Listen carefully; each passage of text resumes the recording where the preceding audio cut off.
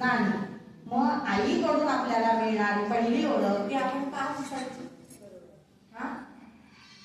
मग ह्याच विचाराने तुम्ही जर चालला तरच हा बदल होईल. वेळ लागेल, कोणत्याही गोष्टीला वेळ हा लागणार, पण आपण चांगल्या विचाराने चाललोय आणि चांगल्या गोष्टीला नेहमी वेळ हा लागतोच. पण हा बदल आपण समाजामध्ये आपणच घडवायचा. त्याच्यामध्ये कमीपणा किंवा जरी समोरच्या महिलेने आपल्याला हे केलं, तुच्छतेने बघितलं, नाही, मी पण एक महिलाच आहे, माझ्याकडे काय कमी आहे? विधवा कशासाठी विधवा? कुंकू हे काय माझ्या हाता लावलं गेलंय? माझं कुंकू हे माझ्या आईने लावलंय.